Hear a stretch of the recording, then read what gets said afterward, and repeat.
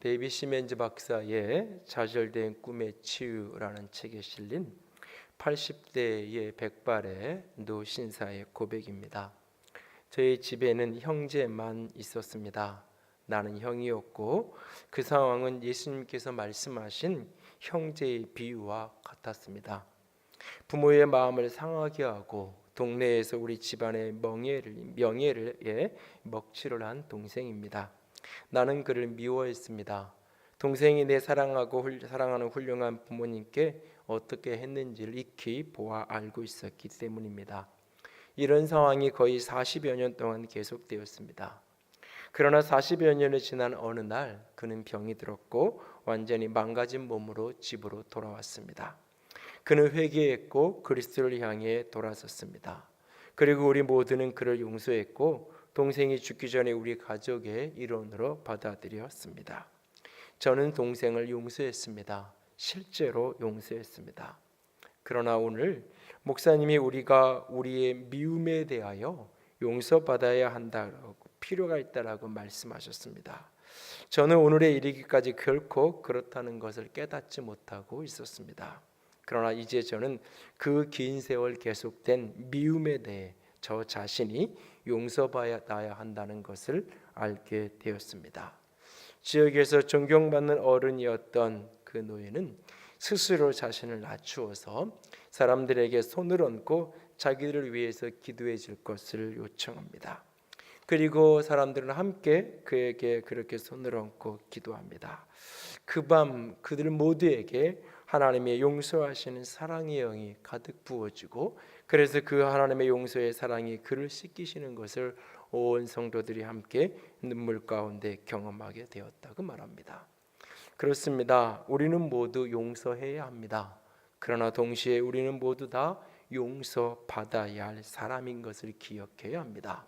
성경은 용서하는 것과 용서받는 것이 아주 밀접한 연관성을 가지고 연결되어 있다라고 말씀하고 있습니다. 용서하는 곳에 용서받아야 함이 깊이 깨달아진다고 말합니다. 용서하는 깊이만큼 용서받음의 은혜가 부어진다고 말합니다. 용서받음의 감격만큼 용서할 수 있는 능력이 또한 일어난다고 우리에게 말합니다. 용서가 능동태의 표현으로 설명되어질 때에는 피해자의 용서하기라면 이 용서의 문제가 수동태의 수동형으로 표현되어질 때는 가해자의 용서받기, 가해자의 용서받음의 문제로 나타나는 것을 보게 되어집니다. 용서하는 것이 쉽지 않은 여러 가지 그 안에 모순되고 역설적인 모습이 담겨 있는 것처럼 용서받음 또한 역시 마찬가지입니다. 요셉은 이미 오래전에 형제들을 용서했습니다. 그러나 요셉의 형들은 용서받지 못한 채로 살아오고 있습니다. 어떻게 하면 용서하기를 넘어 용서받음의 참된 자유에 이를 수 있을까요? 지난달에 용서와 관련된 요셉의 이야기를 2번에 걸쳐서 이야기를 드렸습니다. 용서를 위해서는 먼저 사단에게 거짓에 속지 말아야 하는데 용서하는 것조차도 피해자가 가해자를 용서하는 문제조차도 가해자의 변화에 종속시키는 가해자의 행동에 종속시켜서 결국 용서하지 못하게 만들고 용서할 수 없게 만드는 것, 그것이 사단의 속임이라고 그 거짓에 속지 않아야 된다는 이야기를 드렸습니다. 용서란 결코 가해자의 허물과 죄를 덮어주거나 변명하거나 이해하는 것이 아니라고 했습니다. 용서를 위해서는 가해자의 죄와 허물이 빛 가운데 온전히 드러나져야 합니다. 더불어서 피해자가 겪는 내면의 고통들, 정서적인 어려움들이 덮어지거나 외면되어서는 안 됩니다. 용서는 피해자의 자기 아픔을 끌어안고 품어주는 것이 선행되어져야만 합니다. 그래서 너무 빨리 너무 쉽게 용서하려고 애쓰지도 말아야 된다라고, 용서의 마음이 이 내면 깊은 곳에서 일어날 때까지 충분히 기다려주고 충분히 그 감정이 표현되어야 된다라고 이야기 드렸습니다. 그렇게 가해자와 피해자의 그 고통과 그 죄 위에 임하시는 하나님의 은혜의 손길 치유하시고 회복하시는 그 십자가 은혜를 바라보며 믿음으로 오늘도 선택해 가는 것이 용서입니다. 그렇게 믿음으로 용서하기를 선택하는 그 순간 우리는 또 다른 용서의 역설과 모순을 직면하게 됩니다. 용서했지만 용서하지 못한 역설적인 모습, 용서하기 원하지만 용서하고 싶지만 용서할 수 없는 자기 내면의 모순을 직면하게 됩니다. 왜냐하면 용서란 한 번의 사건이 아니라 지속적인 과정이기 때문입니다. 용서했음과 용서하지 않음이 함께 공존하는 아이러니 속에서 오늘만큼의 용서를 하며 살아가는 것이 용서의 여정입니다. 더 나아가서 용서하기를 결단하고 용서하기를 선택하고 용서를 행하는 것은 내 몫이지만 그 용서 이후에 따라오는 내면의 자유함, 마음의 평안함, 이 모든 내면의 모든 정서적 감정적인 것들이 풀어지는 것, 그것은 내 몫이 아닙니다. 그것은 오직 하나님의 몫입니다. 그래서 용서는 내가 믿음으로 하는 선택, 믿음의 선택인 동시에 하나님께로부터 은혜가 부어져야 되는 은혜의 신비, 그것이 바로 용서입니다. 요셉은 형들의 죄를 덮어주거나 역화시키지 않았습니다. 요셉은 자신의 상처와 다시 자신의 아픔을 정직하게 직면할 줄 아는 사람입니다. 그리고 그 과정 속에 그는 용서하기를 선택했습니다. 노예살이와 감옥살이 그 참혹한 시간을 지나오면서도 끊임없이 그는 용서를 선택하며 용서의 여정을 살아왔습니다. 그의 마음이 늘 평안하고 자유로운 것은 분명 아니었을 것입니다. 수많은 감정의 소용돌이가 그의 내면에도 분명히 있었을 것이고 그럴 때마다 용서하기를 포기하고 싶은 충동도 버거움도 그에게도 분명히 있었을 것입니다. 그럼에도 불구하고 그는 가해자의 그 모든 행위, 피해자의 모든 괴로움과 고통 그 너머에 있는 하나님의 섭리, 하나님의 손길을 바라보며 용서하기를 멈추지 않았습니다. 그렇게 20년이 넘는 세월이 흘러갔습니다. 그리고 오늘 그 형들과 맞대어 대면하고 있는 장면을 보게 됩니다. 그리고 그 형들이 20여 년 전에 있었던 그 일로 인해서 오늘도 형들이 괴로워하는 모습을 보면서 그는 하염없이 흐르는 눈물을 주체할 수 없었습니다. 요셉은 그렇게 형들의 곁을 떠나서 다시 울고는 다시 돌아와 형들을 대면하는 모습을 봅니다. 요셉 스토리 속에 등장하는 요셉의 형들, 가해자로서의 그들의 모습을 통해 용서하기를 넘어 용서받음으로 이어진다는 것은 어떤 의미인지, 용서하는 것을 넘어서서 용서받음이 필요한 우리 모두에게 어떻게 하면 진정한 참된 용서받음의 자유에 이를 수 있는지를 오늘 본문을 통해서 요셉의 이야기, 특별히 그 형들의 모습을 통해서 살펴보기를 원합니다.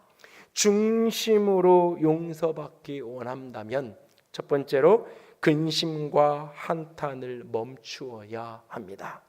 중심으로 용서받기 원한다면 자기 변명과 자기 정죄를 멈추는 것으로부터 용서의 과정은 시작되어야 합니다. 오늘 함께 읽었던 본문 21절과 22절 말씀을 좀 보십시오. 21절과 22절을 한 번 더 같이 읽겠습니다. 그들이 서로 말하되 우리가 아우의 일로 말미암아 범죄하였도다. 그가 우리에게 애걸할 때에 그 마음의 괴로움을 보고도 듣지 아니하였으므로 이 괴로움이 우리에게 임하도다. 르우벤이 그들에게 대답하여 이르되 내가 너희에게 이 아이에 대하여 죄를 짓지 말라고 하지 아니하였더냐? 그래도 너희가 듣지 아니하였느니라. 그러므로 그의 핏값을 치르게 되었도다 하니. 온 땅에 기근이 임했고 식량이 있는 곳은 애굽밖에 없었고, 그래서 요셉의 형들이 애굽으로 식량을 구하러 오고 거기에서 총리로 식량 배급하는 문제를 총책임지고 있었던 요셉과 대면하게 됩니다. 요셉은 이미 애굽에서 오랜 사람이 되었고 애굽의 총리가 되었기에 외모도 그가 쓰는 언어도 다 애굽의 모습이 되었고 애굽의 언어만 사용하고 있었습니다. 그러니까 요셉의 형제들은 요셉을 알아보지 못합니다. 그러나 요셉은 그들을 알아보았습니다. 그럼에도 불구하고 요셉은 자신의 정체를 숨긴 채로 그 형들을 정탐꾼으로 스파이로 몰아가게 되어집니다. 누명을 씌워서 스파이로 몰아서 그들을 감옥에 가둡니다. 이것은 복수가 아닙니다. 그들 속에 있는 변화를 측정하기 위한 다음 기회에 나눌 화해의 문제와 관련된 일련의 과정을 요셉은 행하고 있는 것입니다. 어쨌든 그 형제들의 입장에서 보면 억울하게 누명을 쓰고 감옥에 갇히게 되었습니다. 여기에서 풀려날 수 있는 유일한 방법이 제한되는데, 고향 땅에 아버지랑 함께 막내 아우가 머물러 있는데 그 아우를 데리고 오면 너희들을 풀어주겠다고, 죽지 않고 풀릴 수 있다라고 이야기합니다. 그래서 너희들 중에 한 사람을, 한 형제를 볼모로 여기에 잡혀서 감옥에 두고 나머지는 양식을 가지고 돌아가서 그 가족들의 배고픔을 해결하고 그 막내 아우를 데리고 오면 너희들이 진실하고 정직한 스파이가 아니라는 것을 증명해 주겠다고 이야기합니다. 오늘 이런 사건 속에서 오늘 본문 21절 22절의 반응이 나타나는 것입니다. 한 가지 반응은 그 일 속에서 억울하게 누명을 쓰고 감옥에 갇히게 된 그 상황 속에서 20년 전 일이 생각이 나는 겁니다. 억울하게 그렇게 물고 그 구덩이 속에 던져졌던 그 동생의 마음의 괴로움이 떠오르는 것입니다. 그날 우리가 참 잘못했지, 그날 우리가 동생을 그렇게 물구덩이 속에 집어던지고 그렇게 동생을 죽이려고 했고 동생을 팔아먹으려고 했을 때에 그 동생의 마음의 괴로움이 얼마나 힘들었을까. 우리가 그때 그 괴로움을 보고도 들어주지 않고 외면한 것 때문에 우리에게 이런 괴로움이 생기는 거야 라고 스스로 자책합니다. 그리고 이들 가운데 첫째 아들인 장형인 르우벤은 전혀 마다잡지 못한 태도로 그 모든 책임을 형제들에게 전가합니다. 그때 내가 그렇게 하지 말라 그랬잖아. 그때 너희들 그렇게 죄지어서는 안 된다고 이야기했잖아. 내 말 듣지 않더니 이렇게 우리가 그 핏값을, 그 죄값을 치르게 되었잖아 라고 르우벤은 그렇게 자기의 책임을 다른 사람에게 전가하면서 자기의 책임을 약화시킵니다. 가해자들에게 일반적으로 나타나는 두 가지의 모습입니다. 변명을 통해서 자기의 책임을 타인에게 전가하는 것입니다. 그러면서 자신의 죄가 자신의 행위의 강도를 약화시키는 겁니다. 내가 그 일을 한 거는 맞지만 그 일은 내 의도와 관계없었어. 내가 그 일을 한 건 맞지만 상대방이 먼저 나를 때리니까 나는 그렇게 한 거야. 이렇게 무언가 핑계를 대고 책임 전가하면서 자기 잘못을 축소시키고 왜소화시키면서 그것을 정당화해가는 모습을 보게 됩니다. 그런가 하면 그 일로 인해서 스스로 자기 마음을 자책하고 스스로 자기 스스로를 정죄합니다. 그 과거에 지었던 어떤 죄와 오늘 내가 당하는 고난과 사이에 어떤 상관관계가 없음에도 불구하고 20년 전 내가 요셉을 괴롭게 했던 것하고 오늘 내가 누명을 쓰고 감옥에 갇힌 것 사이에 직접적인 어떤 상관관계가 나중에 보고 나면 저 사람이 요셉이라는 걸 보고 알게 됐지만 지금 이 순간 어떤 직접적인 상관관계가 깨달아지지 않음에도 불구하고 스스로 내가 그 일 때문에 내가 이런 일을 겪는 거야 라고 스스로 그런 정죄감을 갖고 죄책감을 가지면서 스스로를 괴로움의 자리에 내어놓는 상황이 벌어집니다. 이 두 가지 다 용서받음의 문제와 아무런 상관관계가 없습니다.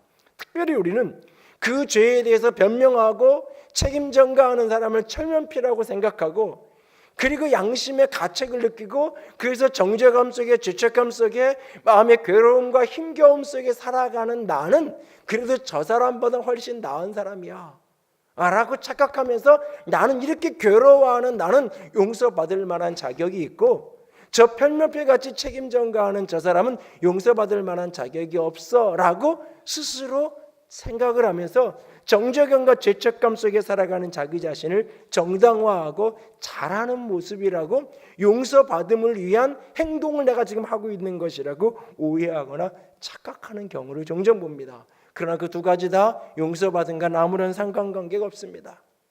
마태복음 5장 23절과 24절에 가해자의 용서받음의 문제와 관련해서 예수님이 이런 말씀을 하십니다. 5장 23절 24절 다 같이 읽습니다. 그러므로 예물을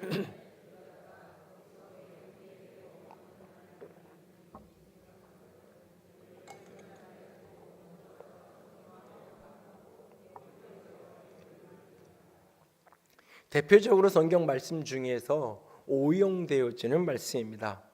먼저 가서 형제와 화해하고 화목하고 그 후에 와서 예물을 드리라. 이 말씀을 피해자를 향한 정죄의 수단으로 오용하게 되는 것입니다.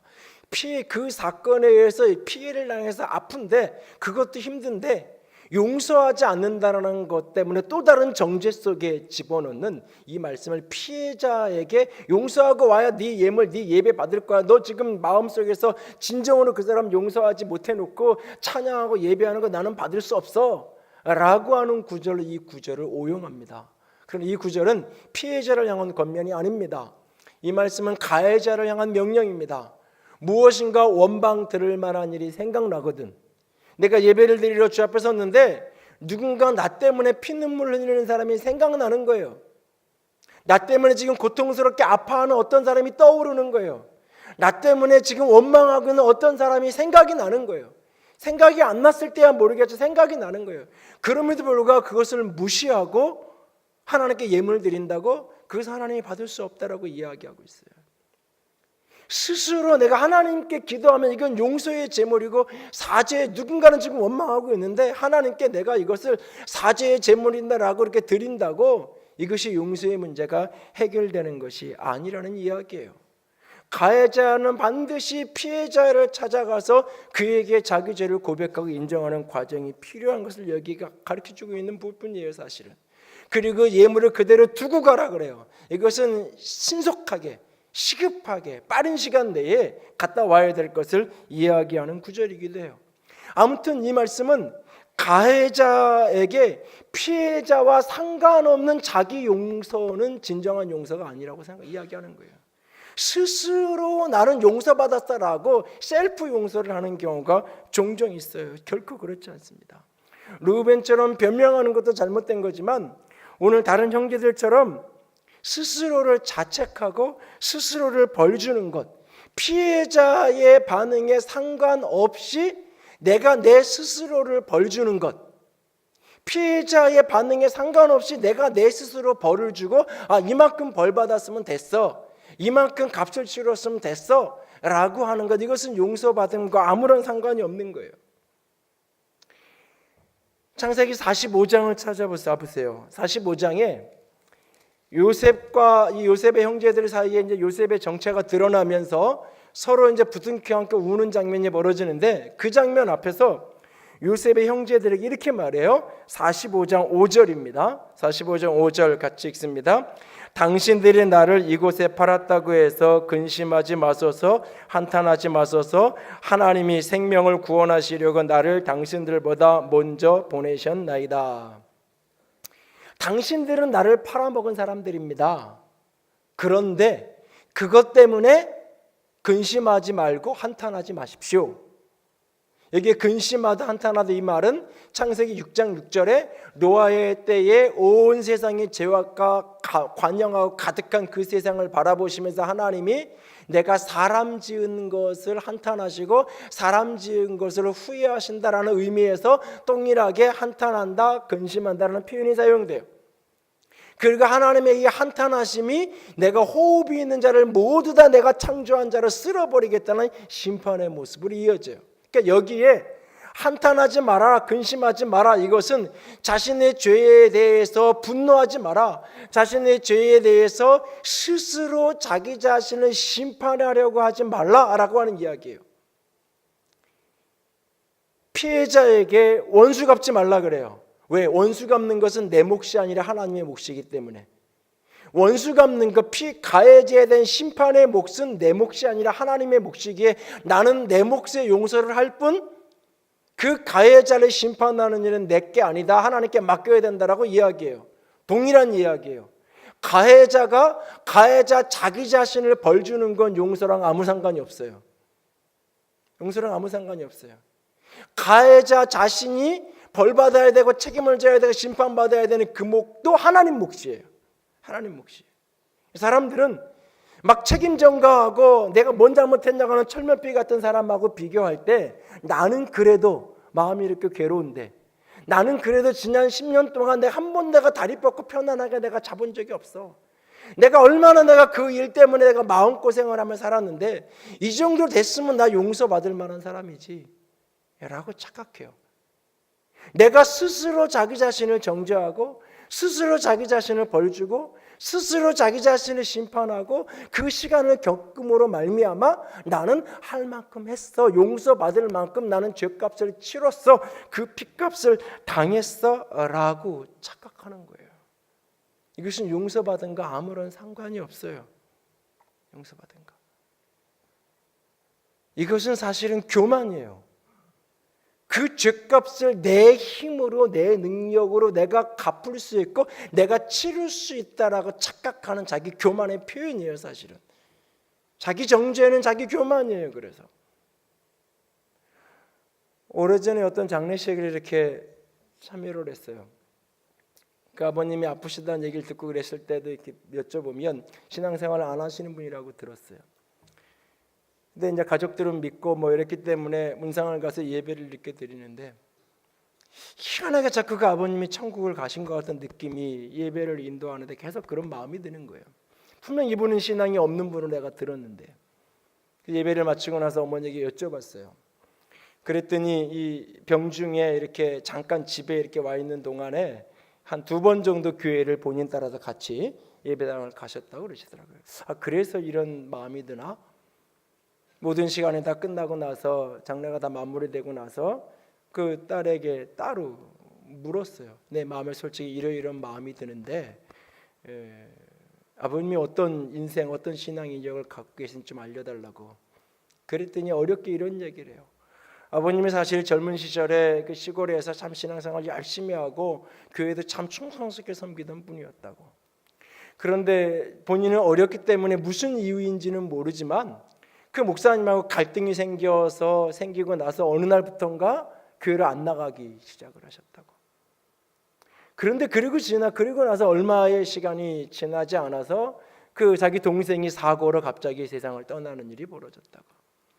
그런데 그때에 아버지는 그날 이후로 그게 다 자기가 거역하고 자기가 대적하고 자기가 그렇게 잘못해서 내 아들이 이렇게 죽었다라고 생각하면서 그날 이후로 다리 뻗고 제대로 주무신 적이 없다고. 그날 이후로 항상 소파에서 의자에 이렇게 쭈그리고 주무셨지 제대로 요를 깔고 그렇게 한두를 병원에 있을 때 빼고는 그렇게 주무신 적이 없다고. 그 목사님과의 관계, 교회와 관계 어떤 일이 있었는지 모르지만 그 일과 이 아들이 사고를 당한 것 사이에 어떤 상관관계가 있는지 우리는 알지 못해요. 그리고 직접적인 상관관계는 없을 가능성이 훨씬 더 많아요. 그런데 불구하고 자신은 그렇게 느끼는 거예요. 내가 잘못해서 내 아들이 벌받았어. 그러니까 내가 벌받아야 되고 내 아들이 대신 받았으니까 나는 편안한 인생을 살면 안 돼. 나 때문에 내 아들 저렇게 만들고 내가 어떻게 다리 뻗고 자겠어? 평생을 그렇게 죄책감과 정죄감 속에서 살아가는 거예요. 그것은 용서받은가 아무런 상관관계가 없는 문제예요. 그거는 그냥 내 스스로 나를 벌주고 있을 뿐이에요. 하나님이 나를 벌주는 게 아니에요. 하나님이 내 죄에 대해서 나를 심판하는 게 아니에요. 자기의 옳다 하는 바로 자기 자신을 정죄하지 않는 사람, 그 사람이 복 있는 사람이라고 이야기해요. 진정한 용서받음, 중심으로 용서받기 원한다면 내가 나를 정죄하고 내가 나를 비난해서는 안 돼요. 근심과 한탄을 멈추어야 돼요. 자기 죄를 향한 변명과 책임 회피도 멈춰야 되겠지만 스스로 그 죄에 대해서 벌주고 스스로 자기 자신을 정죄하는 정죄감과 죄책감 속에서 그 죄를 내가 내 스스로 나를 심판하려는 것을 멈추는 것에서부터 진정한 용서는 용서받음은 시작됩니다. 여러분 안에 어제의 지난날의 어떤 죄에 대해서 스스로를 정죄하는 게 있지 않나요? 또는 자기의 변명 속에 혹시 살아가고 있지는 않나요? 그것을 멈출 수 있기를 원합니다. 아직도 내 죄에 대한 책임을 내가 질 수 있다는 교만과 착각이 자기 정죄, 자기 심판을 하게 만드는 것입니다. 죄에 대하여서 자기 스스로 근심하고 한탄하는 것을 멈추어야 합니다. 그리고 두 번째로 내 죄와 그의 괴로움을 고백할 수 있어야 됩니다. 용서받음은 내 죄와 나로 인한 그 피해자의 괴로움을 정직하게 대면하고 고백하고 공감할 수 있어야 합니다. 중심으로 용서받기 원한다면 그 죄에 대해서 내가 심판하는 게 아니에요. 나는 내 죄를 정직하게 인정하는 것뿐이에요. 내 죄에 대한 정직한 고백이 필요해요. 그것에 대해서 용서하든지 그것에서 벌을 주든지 그것은 내 몫이 아니에요. 그것은 피해자의 몫이고 그것은 궁극적으로 하나님의 몫일 뿐이에요. 나는 내 죄를 정직하게 인정해야 돼요. 그리고 그 정직한 인정함 속에 나로 인하여 고통받은 상대방에 대한 그 피해자의 괴로움과 고통에 깊이 공감하는 게 우리에게 필요할 뿐이에요. 마태복음 5장에 예수님은 또 이런 얘기를 하셨어요. 5장 38절에 또 눈은 눈으로 이는 이로 갚으라 하였다는 것을 너희가 들었으나 눈은 눈으로 이는 이로 갚으라 이 말씀을 너희가 들었잖아. 이 말씀도 사실 많은 사람들이 오용하는 구절이에요. 이 말씀을 인용하면서 구약의 하나님은 잔인하고 구약의 하나님은 악한 분이고 무서운 분이고 신약의 하나님은 인자하신 분이고 부드러우신 분이라고 오해하기에 구약과 신약 하나님을 안 넣어놔요. 끊어놔요. 그렇지 않아요. 지금 이는 이로 눈은 눈으로 갚으라는 이야기는 피해자의 복수를 정당화하는 본문이 아니에요. 이것은 가해자의 배상법과 관련된 이야기예요. 출애굽기 21장에 배상법과 관련된 의미의 가해자가 내가 누군가에게 100만 원의 피해를 입혔으면 내가 100만 원을 배상을 하는 거예요. 그래서 100만 원에다가 20% 5분의 1을 보태서 120만 원을 내가 그에게 배상하는 게 배상법이에요. 그 배상법을 이야기하는 문맥 속에서 내가 누군가에게 눈에는 눈, 이에는 이, 그 사람에게 내가 범죄한, 그 사람을 아프게 한 만큼의 대가를 내가 지불하는 걸로 그 사람에게 배상을 해야 된다 하는 배상법과 관련된 이야기예요, 이게 지금. 그러니까 예수님이 구약에 그렇게 이야기했지만 나는 이걸 바꿔놓는다. 어떻게? 가해자는 배상하겠다고 이야기하는데 가해자는 내가 잘못한 것에 대해 배상을 이렇게 하겠다고 말하는데 피해자는 그 배상을 요구하고 더 많이 배상받으려고 길을 쓰는 게 아니라 피해자는 오히려 그를 품어주고 받아주고 한 공동체의 사람으로 안아주어야 된다. 그 이야기를 예수님이 하고 싶은 거예요. 지금. 이게 지금 피해자가 구약에는 복수가 정당화되는 거고 신약에 와서야 십자가 이후에 복수가 안 되는 거다. 이 이야기가 아니에요. 그런데 피해자가 가해자가 배상을 하고 뭔가 책임을 지려고 하지만 사실은 금전적인 건 내가 배상을 할 수 있는지 몰라요. 그러나 여러분 우리 뭐 교통사고 이런 것도 다 이렇게 보험이 있으니까 보험사에서 알아서 다 배상할 거라고 이야기를 종종 하는데 여러분 한번 생각해 보세요. 내가 교통사고 나서 배상 받았어요. 보상으로 내가 치료비까지 한 1,000만 원 받았어요. 그래도 비만 오면 허리가 쑤시고 비만 오면 다 나았다 그러는데 무릎이 아프고 그러잖아요. 그게 적당히 아플 때는 괜찮은데요. 심하면 내가 그 1,000만 원 안 받아도 상관없어요. 그거 다시 돌려줘도 괜찮으니까 내가 비 올 때마다 느끼는 이런 아픔이 아예 없어졌으면 좋겠어요. 근데 안 없어지잖아요. 내 몸을 볼 때마다 그 흉터나 수술 자국은 그대로 남아 있잖아요. 누군가를 향해서 내가 배상한다고 하고 책임진다고 하지만 사실 사람은 궁극적으로 책임질 능력이 없어요. 사람은. 그래서 사람이 가해자인 내가 배상했으니까 괜찮은 거야. 그러니까 너는 용서해야 돼. 아니에요. 내가 할 수 있는 가해자인 내가 할 수 있는 가장 유일한 책임지는 것은 자기 죄를 정직하게 인정하는 거예요. 자기 죄를 정직하게 자백하고 고백하는 거예요. 그리고 나의 이 행동 때문에 상대방이 피해자가 느낀 그 고통과 괴로움과 아픔에 정직하게 공감하는 거예요. 그 이후에 배상과 이 모든 것 그 이후에 그 공감과 자기 죄에 대한 고백의 자연스러운 반응 결과론적으로 그것은 따라와지는 거예요. 이 배상을 했으니까 나는 상관없어가 아니라는 거예요.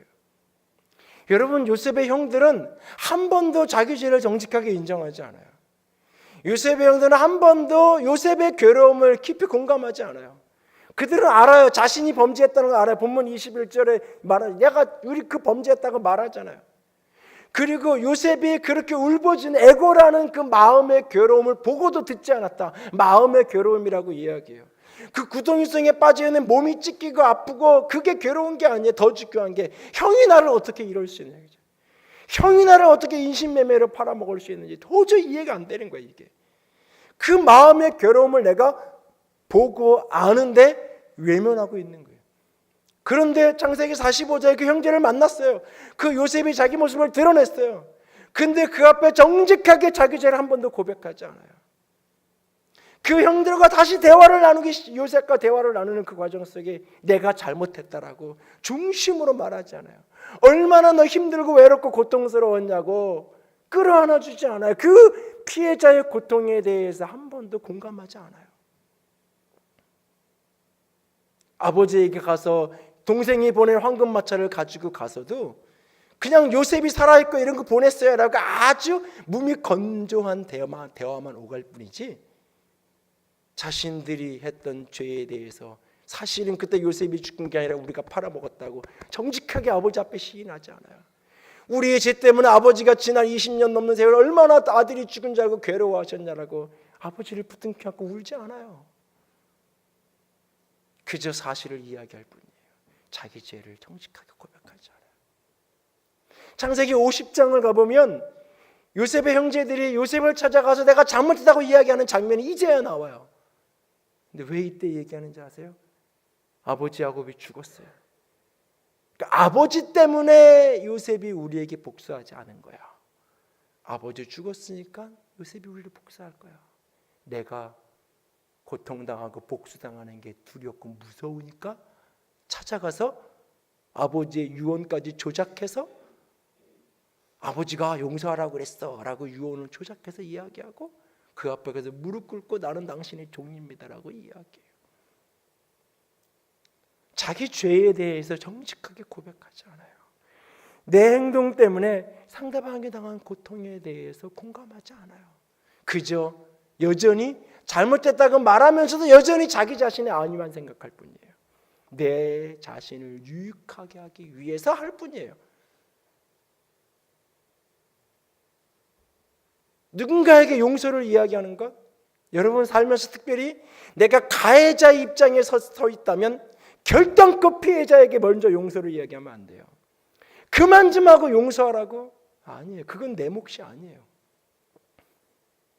가해자가 피해자에게 용서를 강요하는 것이 가장 잔인한 폭력이에요. 사실은 가장 잔인한 폭력이에요. 피해자인 내가 할 수 있는 일, 가해자인 내가 할 수 있는 일은 내 죄를 인정하는 거예요. 시인하고 고백하는 거예요. 그리고 나의 잘못 때문에 당신이 어떤 괴로움을 당했는지 깊이 공감하고 상대방이 마음이 풀어지고 녹아지고, 그래서 그가 진정으로 용서할 수 있을 때까지 나는 그저 그 앞에 그렇게 엎드려지고 그 세월을, 그 시간을 기다려갈 뿐이에요. 사실은 세월호 이야기를 이제는 좀 그만하라고, 그만 우려먹으라고, 그만 용서하고 일상으로 돌아가라고 누구를 위해 하는 말인가요? 그 일로 인해서 자녀를 잃은 그분들을 위해서 하는 이야기인가요? 아니에요. 내가 괴로우니까, 듣는 내가 힘드니까 그만 좀 하라고 하는 거예요. 여전히 누구도 정직하게 자기 잘못을 고백하는 이가 없는데, 여전히 감춰진 진실은 아직 드러나지 않은 수많은 진실들이 있다라고 끊임없이 짐작이 되는데 거기다 대고 무조건 용서하라고? 그게 가장 잔인한 폭력이에요. 가장 잔인한 폭력. 명절 기간에 혹시 I Can Speak라는 영화를 혹시 보셨나요? 위안부 할머니들의 이야기를 경쾌하게, 그러나 여전히 현재 진행형인 현실의 고통으로 그려주고 있는 영화. 많은 사람들이 영화를 보고 일어나면서 촉촉하게 눈가에 눈물이 맺히는 것을 경험하게 되는 영화. 미국의 의회 증언대에 선 주인공 나옥분 할머니, 그는 매주마다 수요일마다 지금도 일본 대사관 앞에서 시위를 하는 그 위안부 피해자 할머니들이 늘 하던 이야기를 하죠. I am sorry. Is that so hard? 미안합니다. 그 말하기가 그렇게 힘드냐? 끊임없이 그 증언이 나오고 마치고 나오는데 도대체 얼마나 돈을 더 받아내려고 그런 짓을 하냐고 소리치는 그 일본인들을 향해서 빠가야로, 이 돌대가리야, 그러면서 말하잖아요. 일본말로 통역 없이 직역하면서. 돈이 부족해서 이야기하는 게 아니라고. 더러운 돈 필요 없다고 가서 전해달라고 이야기하잖아요. 영화는 곳곳에 가해자의 피해자를 향한 죄를 고백하는 용서의 고백으로 등장을 해요. 그 할머니를 오해했던 구급 공무원의 어떤 그 민재라는 친구는 내가 할머니를 오해했을 때 정직하게 찾아가서 죄송합니다, 죄송해요 할머니라고 정직하게 고백해요. 자신의 그 모든 위안부로 살았던 인생을 속였다는 것 때문에 어떻게 나한테까지 속일 수 있느냐라고, 그래서 마음을 아파하고 힘들어하는 그 국밥집 진주댁을 찾아가서 그 할머니가 내가 잘못했어, 내 누나가 위안부 출신이라는 것을 감추고 싶어서 누나의 전화도 받지 않고 그렇게 살았던 그 동생이 누나를 만나서 하는 첫 마디도 미안해. 영화 속 누군가는 사과할 기회를 줄 때 사과하라고 소리치고 있죠.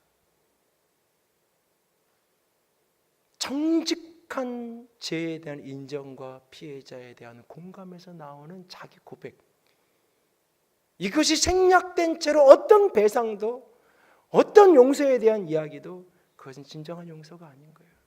진정 내가 용서받기 원한다면, 용서받음을 원한다면 자신의 죄를 정직하게 인정하고 고백하고 내가 이러이러한 잘못을 이렇게 했으면 고백하고, 이 행동 때문에 당신이 느끼는 고통, 그가 당하는 괴로움이 어떤 괴로움인지 정직하게 공감하며 서 있는 것, 그 고백자로 자백하는 자로 서 있는 것, 그것이 용서받음의 모습이에요. 정말 정직하게 잘못했다고 미안했다고 고백하는 저 여러분이 될 수 있기 원합니다. 내 맘 편하자고, 내가 괴로우니까 불편하니까 내 맘 편하자고 용서할게, 내 맘 편하고 용서해, 그냥 잘못했어, 형식적인 입에 발린 소리 아무런 의미가 없는 거예요. 진정한 용서받음은 자기 자신을 스스로 벌주지 않는 거예요. 진정한 용서받음은 자신의 죄를 정직하게 고백하고 피해자의 고통에 깊이 공감하는 것, 그것이 용서받음의 모습이에요. 그리고 세 번째로 하나님의 용서하심을 바라보며 용서하는 자가 되어야 됩니다. 이런 용서받음의 이야기를 묵상하면 마음에 떠오르는 예수님의 비유 하나가 있습니다. 1만 달란트 빚진 종에 대한 이야기, 마태복음 18장. 베드로가 몇 번이나 죄 지은 사람을, 범죄한 사람을 용서했냐고 묻는 그 질문 속에 7번씩 70번이라도 용서하라고 말씀하시면서 주님이 말씀하셨던 비유, 1만 달란트, 1달란트가 대략 6억 원 정도의 돈이니까 1만 달란트를 대략적으로 환산하면 약 6조 원에 해당하는 돈이에요. 그러니까 상상조차 할 수 없는 돈이 1만 달란트라는 돈이에요. 그 돈을 주인으로부터 무조건 탕감받은 그 종이 그 탕감받은 이후 집에 가다가 100데나리온 자신에게 빚진 동료를 만나요. 친구를 만나요. 100데나리온은 지금으로 따지면 대략 한 1,000만 원 정도의 돈. 6조 원의 돈을 탕감받은 그 종이 그 탕감받고 떠나오는 그 길목에서 나한테 1,000만 원 빚진 친구를 만났는데, 그 좀 갚을 테니까 좀 시간을 달라고 말미를 달라고 했는데 말미를 안 주고 그를 갖다 감옥에 갖다 집어넣는 거예요. 갚을 때까지 너는 감옥살이 해야 돼. 그 친구들이, 그 동료들이 보고 너무 안타까워서 그 주인에게 가서 여차저차 사정 이야기를 하죠. 주인이 그 종을 불러다가 이 악한 종이라고 그 종을 부르면서 주인은 종에게 이렇게 말합니다. 마태복음 18장 33절 말씀입니다. 같이 읽습니다. 내가 너를 불쌍히 여긴과 같이 너도 내 동료를 불쌍히 여김이 마땅하지 아니하냐. 주인이 노하고 화를 내서 빚을 다 갚도록 그를 옥절에게 넘겨줍니다. 그리고 비유의 결론은 성경은 이렇게 35절에 기록합니다.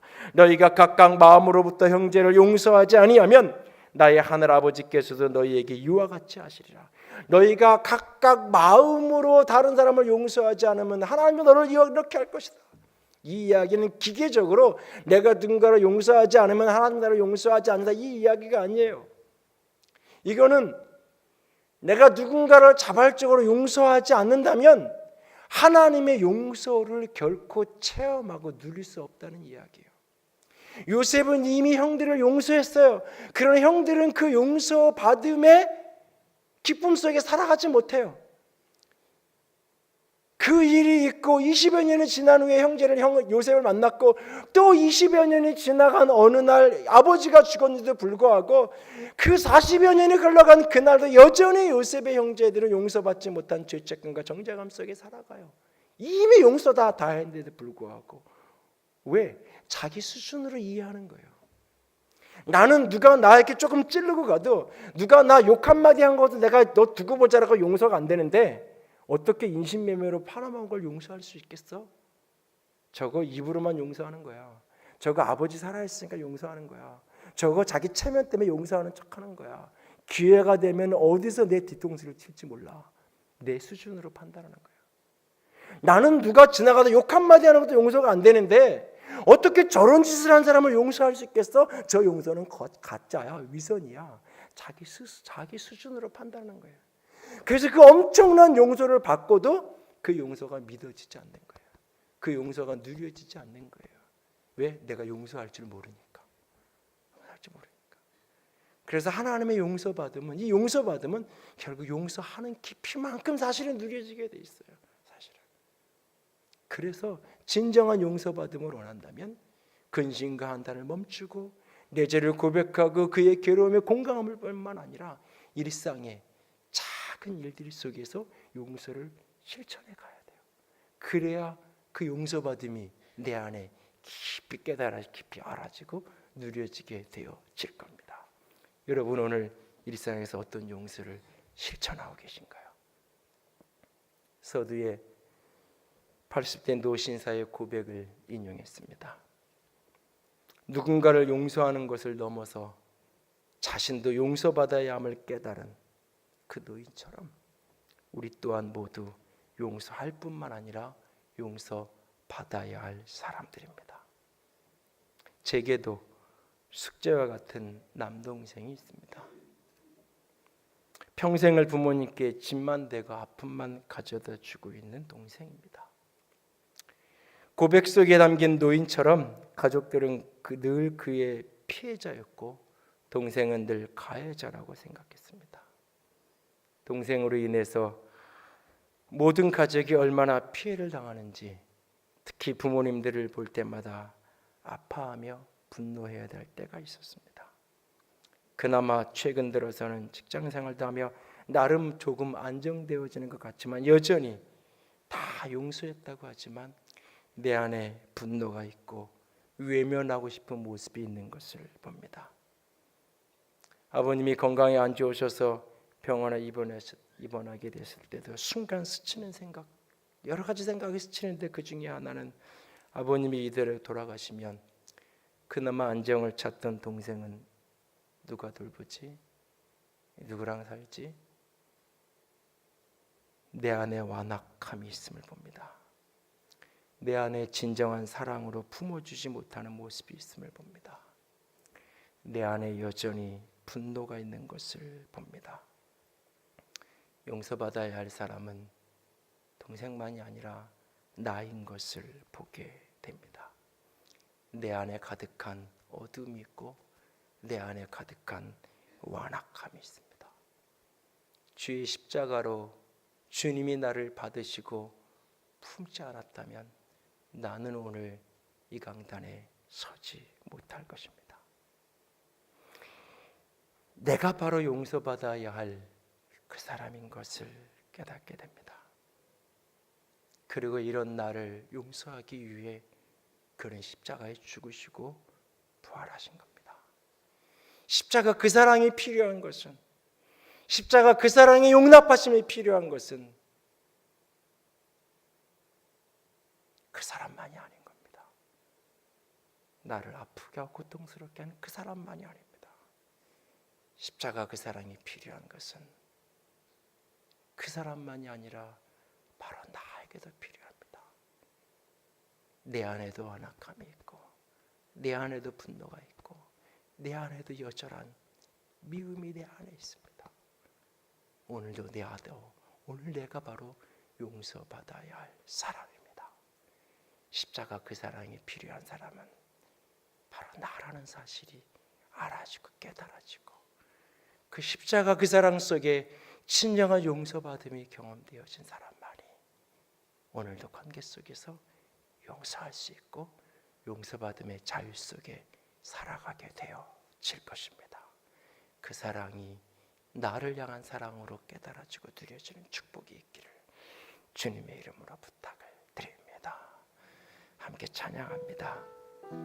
십자가 그 사랑 멀리 떠나서 무너진 나의 삶 속에 잊혀진 주의 은혜, 돌 같은 내 마음 어루만지사 다시 일으켜 세우신 주를 사랑합니다. 주님을 바라보면서 십자가 그 사랑이 필요한 것은 그 어떤 사람만이 아니라 바로 나 자신임을 깨닫고 주 앞에 고백하며 나아갑니다. 함께 찬양합니다.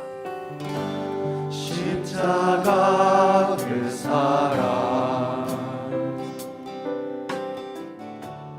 멀리 떠나서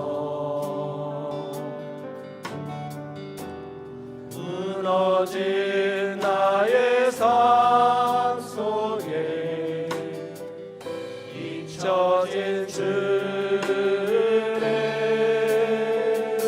돌 같은 내 마음, 돌 같은 내 마음 어루만지사 다시 일으켜 세우신 주를 사랑합니다. 지나간 일들을 기억하지 않고, 지나간 일들을 기억하지 않고, 기억하지 않고 이전에 행한 모든 일, 이전에 행한 모든 일 생각지 않으니 스스로를 정죄하지 않겠습니다. 오직 주 앞에 나의 모든 죄를 정직하게 인정하고 그의 괴로움에 정직하게 공감하기 원합니다. 내 안에 죄를 하시나 바라봅니다. 주 나를 보호하시고 나를 보호하시고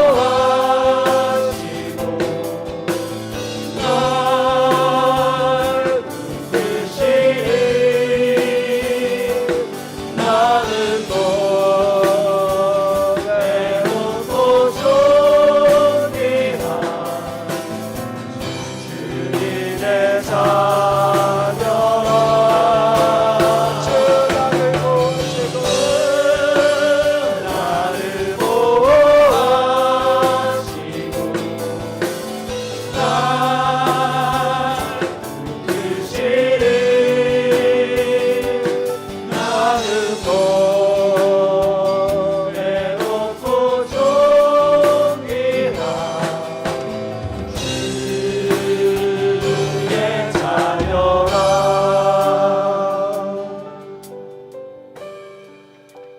오늘도 우리 가운데 지울 수 없는, 씻을 수 없는 지난 날의 죄 때문에 스스로를 정죄하며 스스로를 심판의 어두움에 가두고 스스로를 괴롭게 하는 분들이 계시지 않나요? 그 한탄과 근심을 오늘 멈출 수 있게 원합니다. 다만 내가 할 수 있는 일은 나의 죄를 인정할 뿐입니다. 다만 내가 할 수 있는 일은 그 모든 일들 속에 그들이 겪었던 괴로움에 공감할 뿐입니다. 그리고 오늘 그 위에 주께서 은혜를 부어주시기를 나를 회복하실 뿐만 아니라 오늘 나로 인하여 아파하는 그를 만져주시도록 주님 앞에 엎드릴 우리가 되기 원합니다. 그리고 오늘 나 또한 용서받아야 할 사람임을 알게 해. 나 또한 십자가 그 사랑이 필요한 사람인 것을 알게 해. 주님 앞에 내 모습을 이대로 내어드릴 수 있기를 원합니다. 같이 기도합니다. 사랑의 하나님, 영광의 하나님, 주님 나를 바라보며 아버지, 아버지, 아버지, 널 붙드시 아버지, 아버지, 나의 하나님,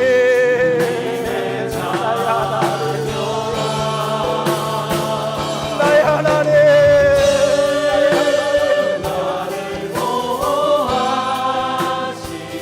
내가 나를 정죄하지 않겠습니다.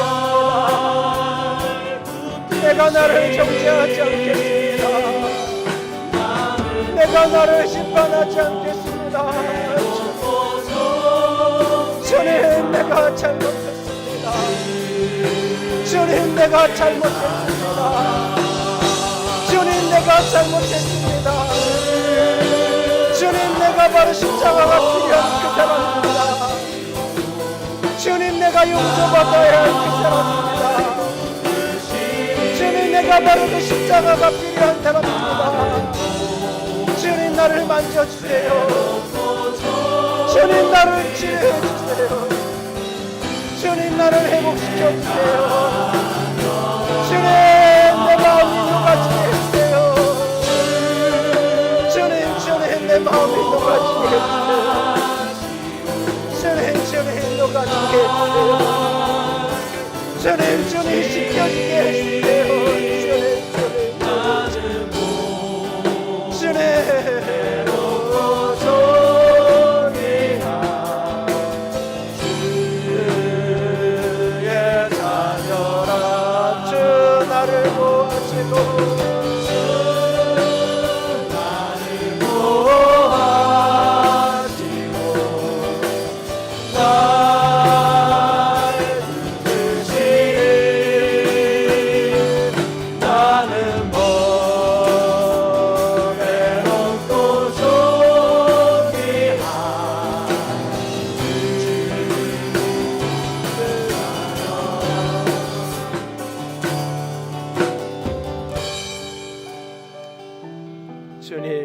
주님, 주님을 사랑합니다.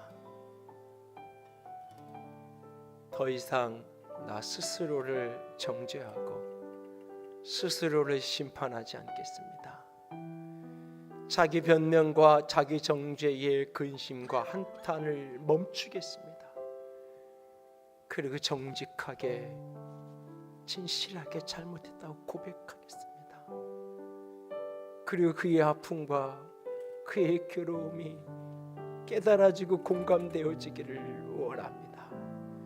주님, 주님, 주님, 주님, 내가 잘못했습니다. 바로 내가 용서받아야 할 사람이고 바로 나에게 그 십자가 그 사랑이 필요함을 깨닫습니다.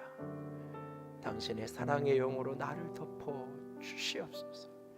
우리의 가정과 우리의 교회와 이 시대와 이 민족 위에 주님의 사랑의 영이 용서받아야 하는 그 사랑의 영이 용서의 영이 가득하기를 원합니다. 주님 회복시켜 주시옵소서. 주님 사랑합니다. 주의 이름으로 축복합니다. 우리 주님 예수님 이름으로 기도드렸습니다. 아멘.